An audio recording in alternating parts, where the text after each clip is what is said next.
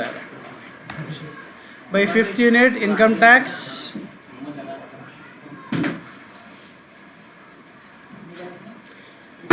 ठीक है।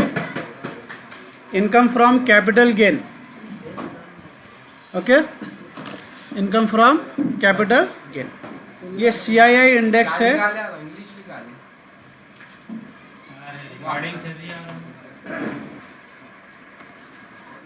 Fifth unit में जो है कैपिटल गेन में ये अपने को चार्ट है, इसमें सिर्फ अपने को लास्ट जो है ना ईयर के वैल्यूज़ खाली याद रखने का है।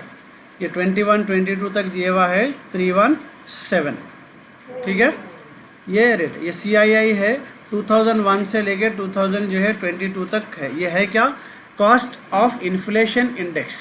इसका मतलब क्या है अपने को, कॉस्ट ऑफ इन्फ्लेशन इंडेक्स बोल तो अगर कोई चीज़ 2001-2 के टाइम पे 100 रुपये में थी तो आज वो चीज़ 317 रुपये में है।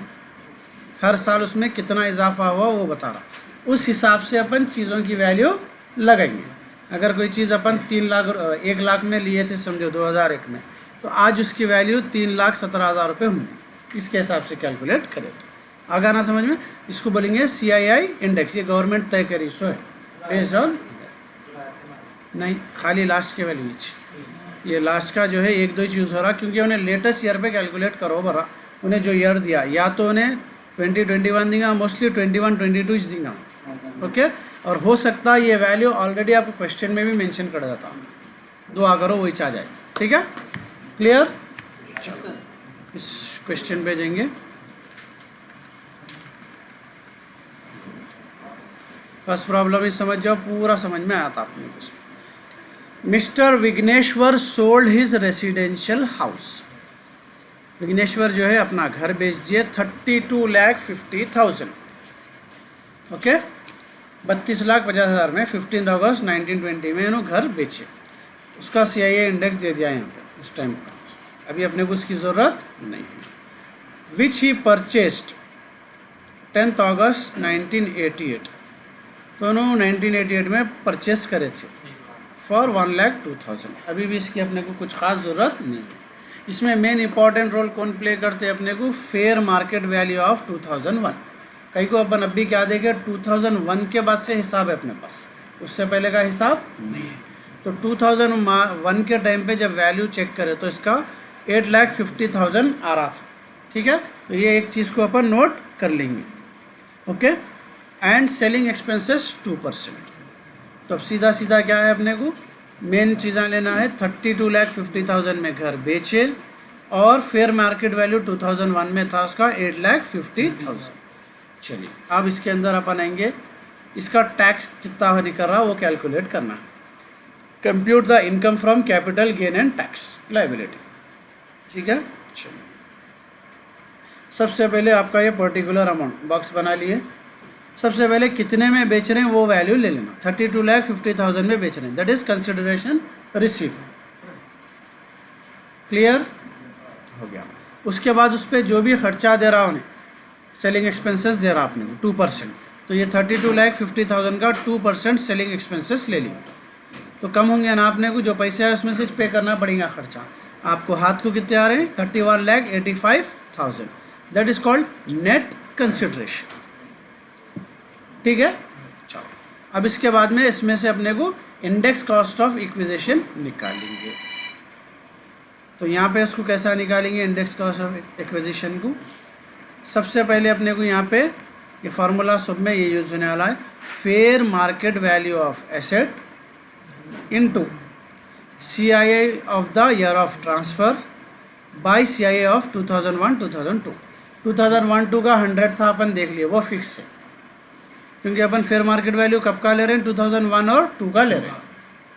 तो अपन फेयर मार्केट वैल्यू कितना दिया था उन्हें, 8,50,000 इंटू यहाँ पे 317 लिया। मैं बोला ना जो प्रॉब्लम आपका जो आएगा उन्हें वहाँ पे दे देता कौन से साल से लेना है। ये क्या है अपने को 2 साल पहले का प्रॉब्लम है, इस वजह से उन्हें यहाँ पे 1920 का दिया हुआ है अपने को। तो अब जो क्वेश्चन आएगा आपको 22-23 का आएगा या 21-22 का आएगा, उसका इंडेक्स भी उन्हें साथ में दे देता, दिखा है यहाँ कैसा दिया अपने को, बेसिस दे देता। तो वही अपने को यहाँ पे लेने का रहता, जो उन्हें इंडेक्स दिया वही इंडेक्स यहाँ पे लेना है, ठीक है। This into this divided by 100। तो प्रेजेंट वैल्यू 26,94,500 रहना था, ये निकाले अपन। क्या निकाले? Calculation of index cost of acquisition. तो प्रेजेंट वैल्यू इसका रहना, ये CI ऑफ 2001-2, ये फेयर मार्केट वैल्यू कब का ले रहे हैं अपन? 2001-2 का ले रहे हैं, तो उसका CI नीचे जाएगा। हाँ, और ट्रांसफर ईयर का जाएगा ऊपर। डन। चलिए ये ले लिए अपन, तो उस हिसाब से ये इसमें से माइनस। बेच रहे हैं कितने पे अपन? 31 लाख चेंज में, और उसकी प्रेजेंट वैल्यू कितनी आ रही गवर्नमेंट के हिसाब से? 26,94,000। यानी अपने को कितने बढ़ के आ रहे हैं? 4,90,500 रुपये का गेन हो रहा अपने। आगा समझ में? जो वैल्यू 31 लाख की थी वो कितने में हो रही है? 26 लाख में अपने को जो है 26 लाख की प्रॉपर्टी 31 लाख में बेचना था। आगा समझ में? अगर उन्हें बोला, ठीक है, इसके अंदर टैक्स लाइबिलिटी कैलकुलेट करो, टैक्स कैलकुलेट करो बोले तो ये बॉक्स बनाना है, अदरवाइज अपना आंसर यहाँ ख़त्म होगा।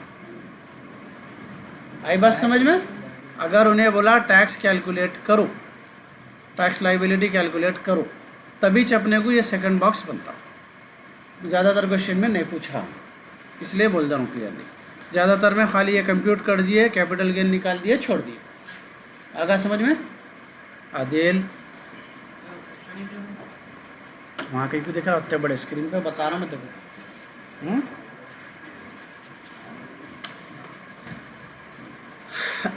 चलिए अब अगर टैक्स लाइबिलिटी बोल तो ये जो आंसर आया कैपिटल गेन, ये सबसे पहले ले लेंगे। उसके बाद अपने को गवर्नमेंट इसके अंदर 2,50,000 एग्जेम्पशन दे रही, उस पर कोई टैक्स नहीं है, तो रिमेनिंग अमाउंट कितना बचा है अपने को? 2,40,000 बस। इस पे अपने को 20% टैक्स है गवर्नमेंट का, सीधा सीधा। कितना है? कितना भी अमाउंट रहने दो, 20% सीधा सीधा टैक्स ले लें कैपिटल गेन। ठीक है, 2.5 लाख माफ़ी मिली। आप 5 लाख कमाए समझो तो 2.5 लाख पे टैक्स नको भरो, रिमेनिंग 2.5 लाख पे 20% भरोगा। आगे समझ में? उसको एग्जेम्पशन बोलेंगे। तो अपने को 2,40,500 का 20% 48,100 आ रहा। इसमें से रिबेट हो रहा, अपने को ये रूल याद रख लेना, US 87A। इसमें गवर्नमेंट अपने को 12,500 की और छूट दे रही। और क्या कर रहे? छूट। तो बचा कितना अपने को टैक्स भरने का? 35,600। इसमें 4% हेल्थ एंड एजुकेशन से कैलकुलेट करना। ये जो नेट आया ना अपने को, इसी के ऊपर वो फिर ऐड करना अमाउंट इसमें। यही अमाउंट का 4% लेके इसमें ऐड करना वापस। 12,500 फिक्स है। ठीक है, ये 20% भी फिक्स है, 12,500 भी फिक्स। टैक्स रिमेनिंग जो भी है ऐड करके डाल देंगे। 37,024 रुपीज़ टैक्स भरेंगे। आगे बात समझ? 20% भी जाओ, 3 क्वेश्चन है अलग अलग है। पहला क्वेश्चन फिक्स है, माइनस कर लेना, रिबेट बोल के है, रूल है उसका। ठीक है, बोलो मत। 20% ये जो अपना माफी फर्स्ट एग्जाम्पशन निकाल लिया ना अपन, 2,40,500 बड़े, इसका 20% निकालना है। 48,100 कहीं को है जी, 20% निकाले ना। 2,40,500 है, इसका 20% लिया अमाउंट। अगर वहाँ 10 लाख है तो 10 लाख का 20% लेना अपन। ओके, उतना ये फिक्स है आपका 12,500 फिक्स है रिबेट का। हो गया भाई? ये हेल्थ का क्या पूछ रहा? हाँ, हेल्थ का ऐड करना है सब में है, वो पहली यूनिट से कर लेते आ रहे हैं।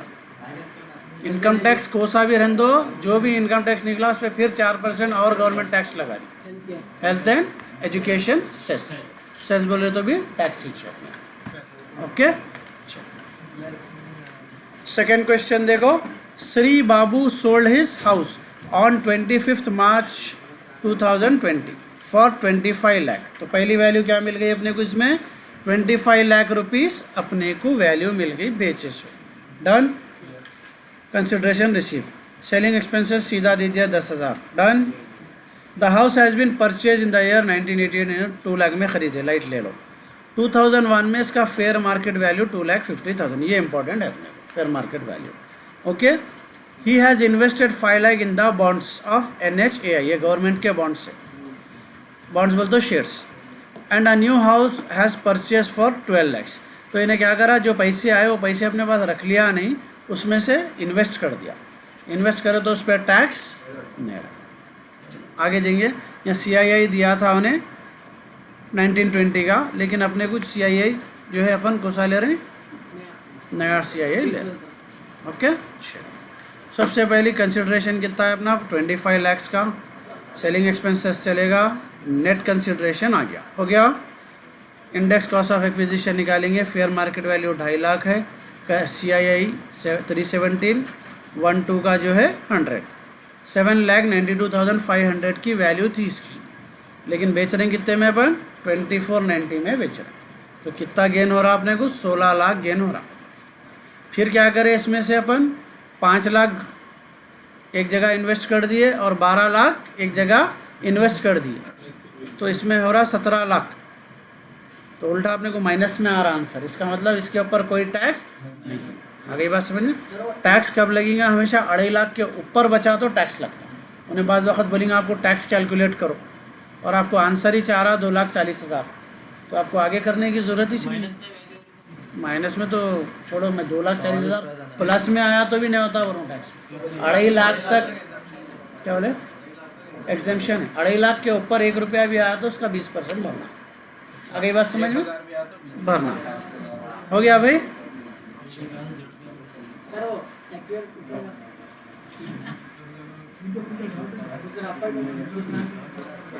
इंडेक्स कॉस्ट ऑफ अरे जब्बार, ये फेयर मार्केट का करो वही 6। हाँ ऐसा होगा, उसके वास्ते इतना कैलकुलेशन करें। नेक्स्ट देखो, mister Tukaram purchase a plot on March 21, 1998, 4,25,000 में इन्होंने परचेज करे थे, और during the year 2013-14 he constructed a residential house for 5 lakh. Fair market value of the plot, पहले प्लॉट खरीदे फिर घर बनाए 5 लाख रुपए लगा के, तो अपने को मतलब नहीं है वो सब चीज़ों से, सीधा मतलब आएगा फेयर मार्केट वैल्यू पे। प्लॉट कितना है अपने को, 8 लाख था, ओके 2001 में। ही सोल्ड द हाउस फॉर 5250, तो यहाँ पे अपने को कंसिडरेशन आ गया। उसके बाद सेलिंग एक्सपेंसेस कितना है, 3%, डन। इनकम निकालो, ये आपका कंसिडरेशन हो गया। सेलिंग एक्सपेंसेस इसके ऊपर 3% कैलकुलेट करें अपन, 52,50,000 का 3% हो रहा 1,57,500। जल्दी रख दो उसको, उन्हें सही करे हुआ हिसाब है, जल्दी रखनी चाहिए, वहाँ देखो फिर नको कुछ वैल्यू कैसा ही बोले। नेट कंसिडरेशन ये माइनस करे बाद ये बचा। अब इसके बाद इंडेक्स कॉस्ट ऑफ एक्विजिशन निकालेंगे अपन, ठीक है, फेयर मार्केट वैल्यू के ऊपर 25,36,000 ये। अब इसके बाद में जो है index cost of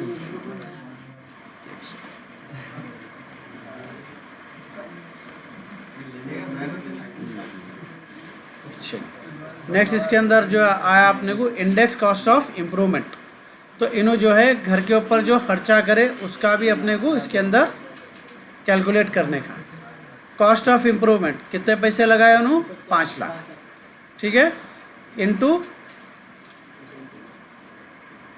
present year CII, और इम्प्रूवमेंट कौन से साल में करे थे उसका CII, इम्प्रूवमेंट कौन से साल में करे थे उसका CII यहाँ दिए हुआ है ऑलरेडी क्वेश्चन में अपने। 13-14 का CII क्या है, 220, वही साल में करे ना इन्हों, यहाँ है 2013-14 में 5 लाख रुपीज़ का इन्हों कंस्ट्रक्शन करे थे, ठीक है। तो इम्प्रूवमेंट चार्जेस कितने आ रहे हैं अपने को यहाँ पे, 7,20,455, ओके।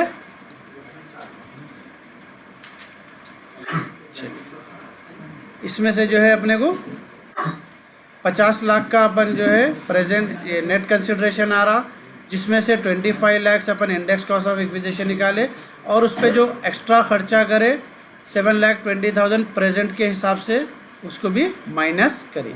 18,36,045 रुपये अपने को कैपिटल गेन आया समझ में। तो अगर इसके अंदर अपन कुछ भी कंस्ट्रक्शन वगैरह भी कराए उसका भी CII निकालने का है, ठीक है। क्या बेटियां हैं मेरे को दामादों को देने को? बेटे हैं पूरे, लेने का मसला है। Mister Chari sold his residential house for 25,50,000। ये आ गया अपना कंसिडरेशन, डन। उसके बाद ही परचेज 98 लाइट ले लो, फेयर मार्केट वैल्यू 8 लाख रुपए है, ठीक है। 2% सेलिंग एक्सपेंसेस है, हो गई कहानी।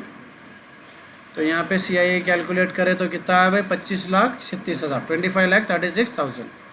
2% सेलिंग एक्सपेंसेस लेस करे, CII ये लेस करे, कॉस्ट ऑफ इंडेक्स एक्विजिशन, बचा 61,000। 61,000 पे कुछ भी टैक्स नहीं आता। क्या बोला मैं? अगर उन्हें बोला भी, यहाँ दिया देखो टैक्स लाइबिलिटी कैलकुलेट करो, बोला यहाँ पे है ही नहीं, टैक्स लगता ही नहीं इसको। ये डब्बा डालने की भी ज़रूरत नहीं है, नीचे लिख दो there is no tax liability for mister Chari because the amount is less than 2,50,000। डब्बा बनाने की ज़रूरत नहीं है, ओके ना। एक्स्ट्रा क्वेश्चन का यू करते रहे भाई, समझे? खाजी साहब बोलेंगे जो है 3 बार बोले बोले तो चौथी बार भी बोला तो चलता क्या खाजी साहब? इसमें हिसाब से रिकॉर्ड कर रहा हूँ मैं, नज़ीर के आस्ते बोल रहा हूँ। चलो भाई, Mrs Shashikala has a residential house in Raipur which she purchase for 4,80,000 in 2001। तो लाइट ले लो, शी सोल्ड द प्रॉपर्टी 37,50,000 में बेचे, invested 3 lakh in purchasing new house, उसमें से 3 लाख उन्होंने इन्वेस्ट कर दिए, और इन्वेस्टेड 3 लाख इन, ये कॉमा आना है, इन purchasing new house for 25 lakh. 25 lakh एक और 3 लाख एक इन्वेस्ट करेंगे। She spend 20,000 towards the selling charges. हो गया? चलिए नीचे उतरेंगे। 37,50,000 में से 20,000 सेलिंग एक्सपेंसेस चले गए। उसके बाद index cost of acquisition calculate करें तो आया इसका 15,21,000। इसका फेयर मार्केट वैल्यू दिया तो क्या बेस पे निकाल रहा है इन्हें?